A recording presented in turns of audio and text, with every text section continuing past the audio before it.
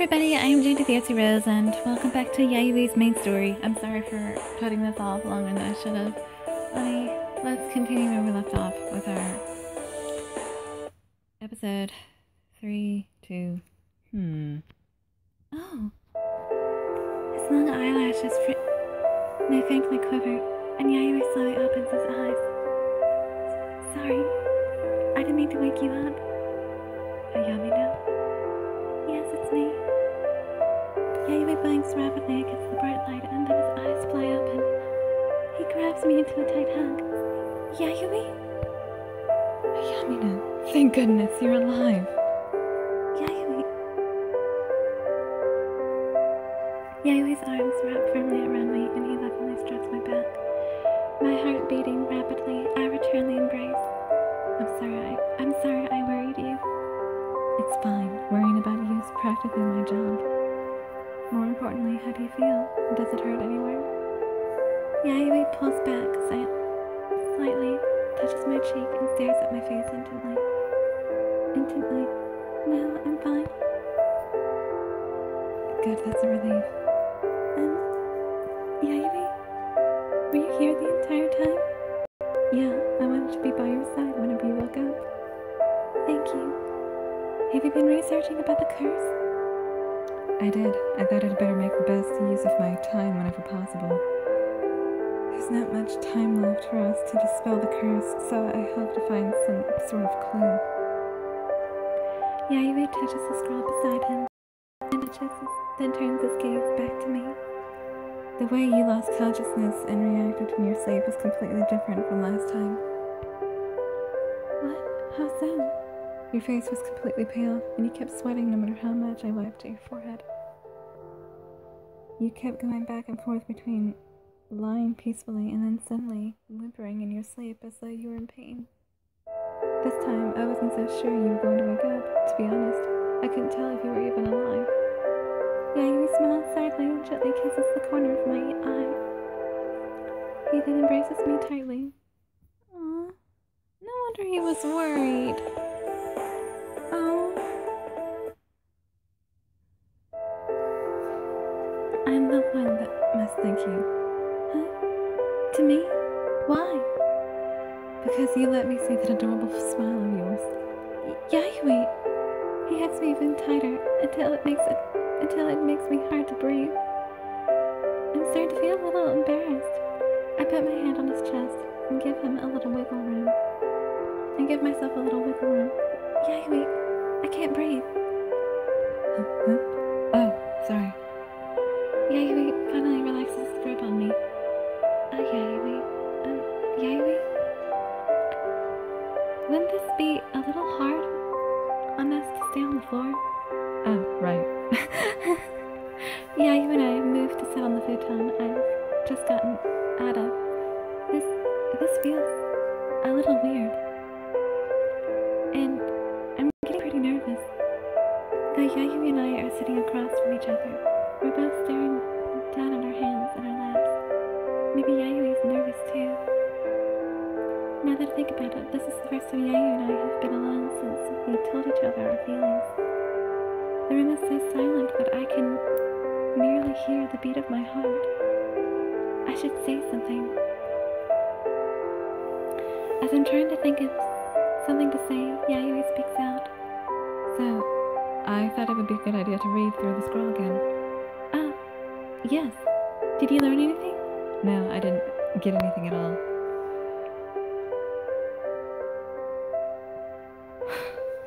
I tried some things to see if there were any weird spells cast on the scroll, or anything else to help solve this riddle that was written there. But the scroll didn't react to my test, and none of the books mentioned anything about it either. Right. Yes, it's fine. Yayoi lets out a small sigh, and then looks into my eyes with a serious expression. Yayoi?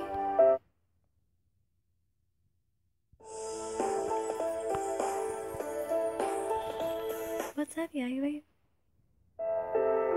I did think of something though. And what was it? Even after learning of the curse, we continued the purifications. thinking it was for the good of Yamato Island. Yes? But when you fainted this time, I changed my mind. Huh? Yayoi frowns and gently lays his forehead on my shoulder. If we continue on and purify the fourth symbol, there's a huge possibility that you die before the night of the full moon. I do remember Shiraya and Ayu saying the same thing. When Yayoi resolutely speaks, anxiety starts to well up inside me. Yayoi gently takes my hands in his. I don't want you to continue the purifications anymore. Yayoi. At least, until I find a way to break the curse. I can feel Yayui's grip grow stronger. If I'm destined to die, I would just run away with Yayoi. I can't just leave him, not someone so dear to me. If our circumstances were reserved, I would probably choose to save Yayui's life. Or reversed, I would choose to save Yayui's life. Yayoi must feel the same way. He doesn't want me to die. As I return the squeeze of Yayui's hand, I open my mouth to speak. I'm uncertain whether it was a dream or not, but I suddenly remember what Lady Ayamina said to me. Oh my goodness. Please, save them. And save this island.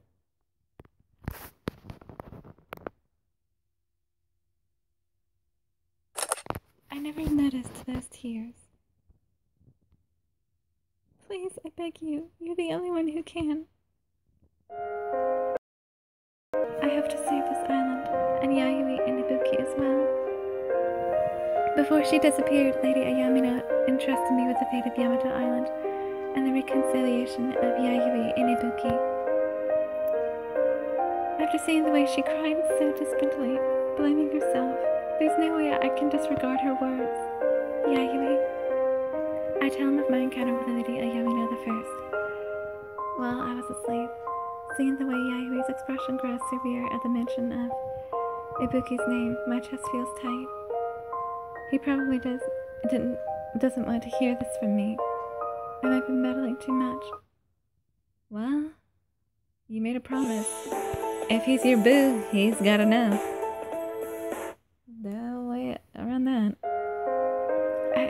I would like to see you and Ibuki make up. Make up? I could never do that. I know, I understand how you feel. Or no, as an outsider, I don't perfectly understand what's on your mind. But after refusing your effort like he did, I can't forgive Ibuki. Yamino. Yayoi's face looks agonized and his gaze wavers. I'll reconcile your fight. So, will you tell me more about Ibuki? Yayoi's face clouds and lets out a deep sigh. Ever since he was young, that guy, Ibuki, he was a genius in every way. Yayoi silently, haltingly starts to speak. I tightly hold his hand. He grips my hand tightly back. In terms of status in the Spring Village, our family members were the honorable heirs of the Hattoris, a good respectable family.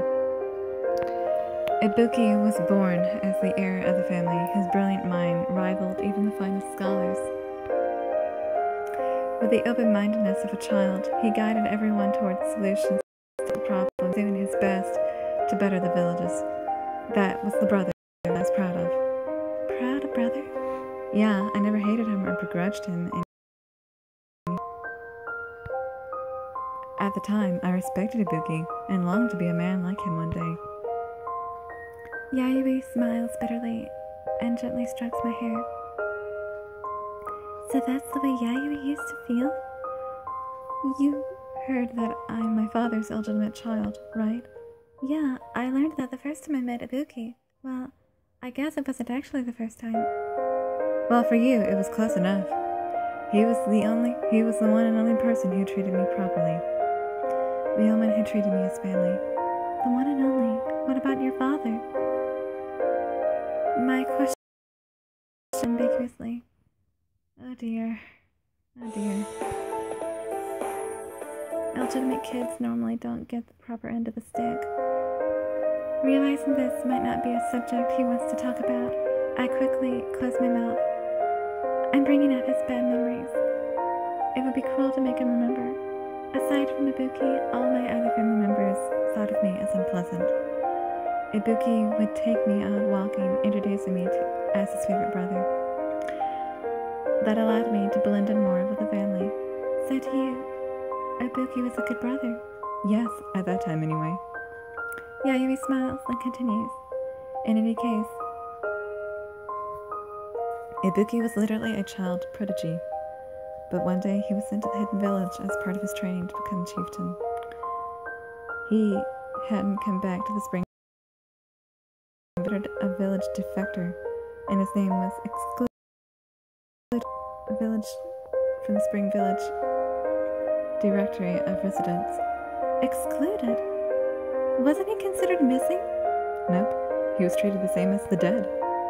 Not that I feel right being thankful at his expense, but I was able to become the heir in his place.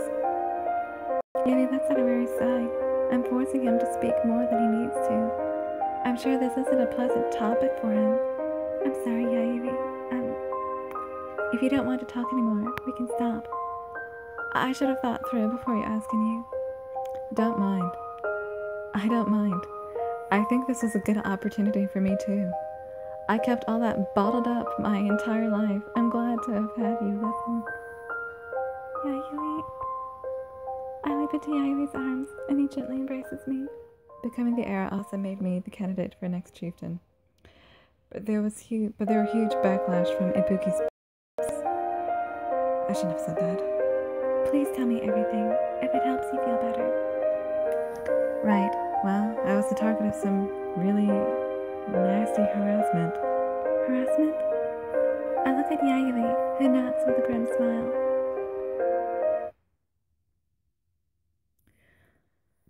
Wow. That's tough.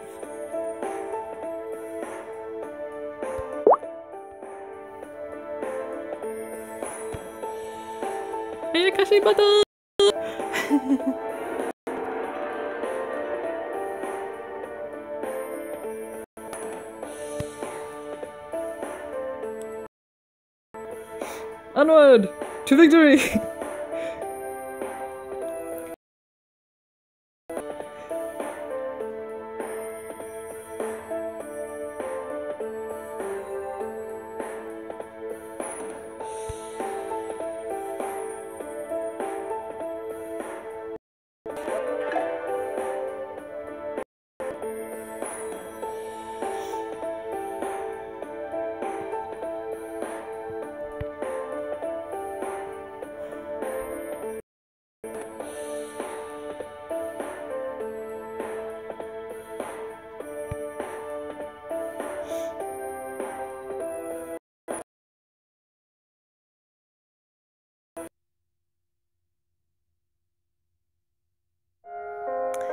Little things, not informing me of meeting times was a daily occurrence.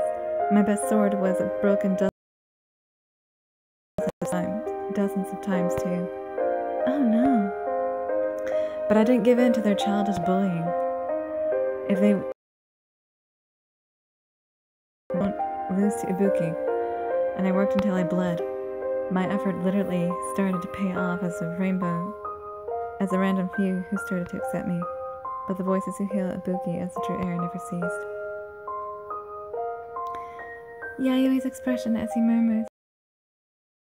Unable to see him in pain, I tighten my embrace around him. To think no matter how hard he works, he's still under Ibuki's shadow. That's so cruel. That's why you can't forgive him? No, actually, it's something else. Huh? I don't hate Ibuki for trapping me in these circumstances, but seeing him betray the hopes of the village and disappear makes me irksome for his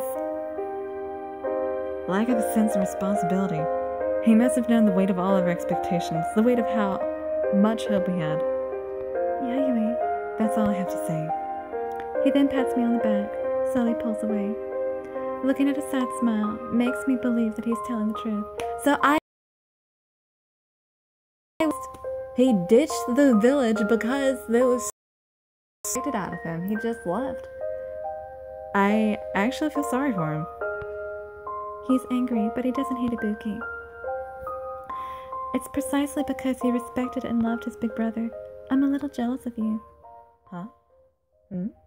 I don't have a brother. Until recently, I thought of you like my own brother. How about now? Yayui's hand gently caresses my cheek.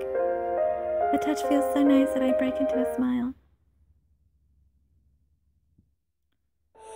Well, that's all for now. I am JD the Artsy-Rose, and I shall see you in the next video. That was quite a chapter.